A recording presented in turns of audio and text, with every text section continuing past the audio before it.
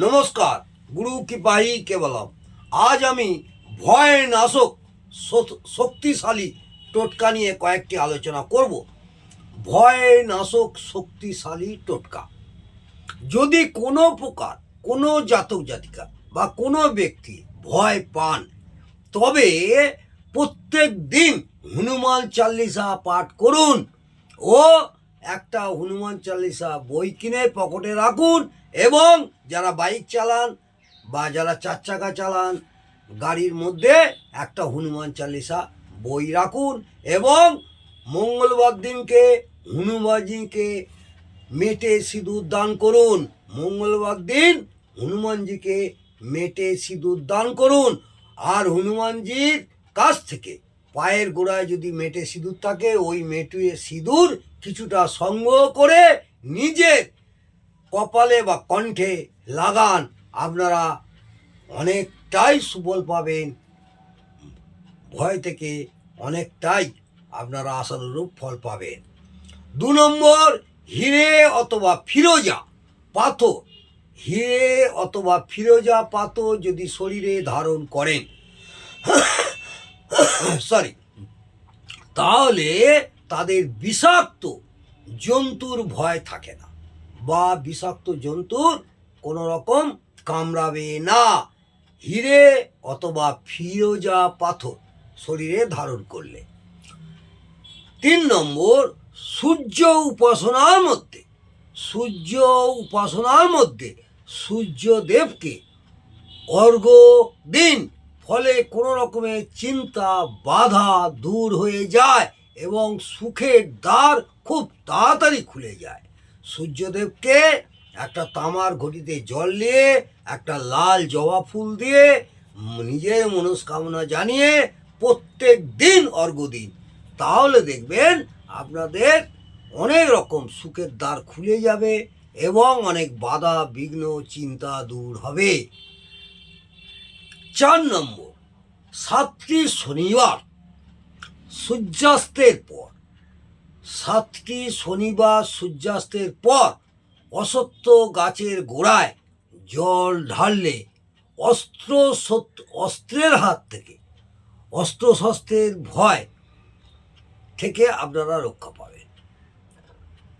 কোনো রকম আঘাত, অস্ত্রশস্ত্রের ভয়, এবং কলকারখানায় যারা কাজ করেন তারা যদি এই প্রয়োগটি করতে পারেন, 7টি শনিবার সূর্যাস্তের পর অশ্বত্থ গাছের গোড়ায় নিজের মনস্কামনা জানিয়ে শুদ্ধ বস্ত্রে জল ঢালেন, শুধু জল ঢালুন, তাহলে অস্ত্রশস্ত্রের এবং কলকারখানায় যারা কাজ করেন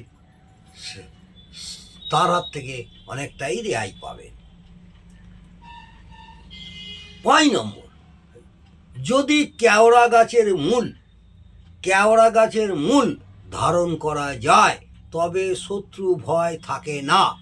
সপ্তাহে কেওড়া গাছের মূল নিয়ে এসে যদি আপনারা ছেলেরা হলে ডান হাতে, মেয়েরা হলে বাঁ হাতে ধারণ করেন, তাহলে শত্রু ভয় থাকে না। অনেক রকমই আমরা পারস্পরিক সমাজে বাস করতে গেলে ভালো মন্দ অনেক শত্রু থাকে। সেই ক্ষেত্রে কেওড়া গাছের মূল নিয়ে এসে আপনারা যদি হাতে ধারণ করেন তাহলে আপনাদের শত্রু ভয় থাকে না। এবং ময়ূরের পালক ঘরে রাখলে সাপের ভয় কম থাকে। ময়ূরের পালক 3টে, 7টা, 11টা এইভাবে বিজোড়ভাবে যদি ময়ূরের পালক ঘরে রাখেন তাহলে সাপেরও ভয় থাকে না। 6 নম্বর, যদি কোনো বালক বালিকা ছেলে বা মেয়ে শোয়ার সময় ভয় পায় ও চমকে ওঠে, তবে তার বালিশের নিচে পেঁচার পালক রাখুন।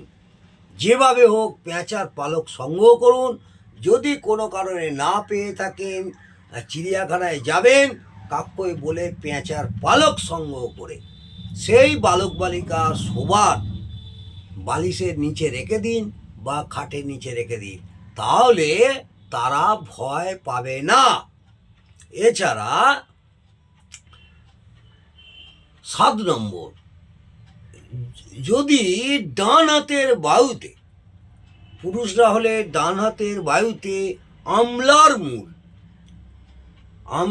মূল অশ্লেষা নক্ষত্রে ধারণ করা যায়, তবে মনের সব ভয় সমাপ্ত হয়ে যাবেই যাবে।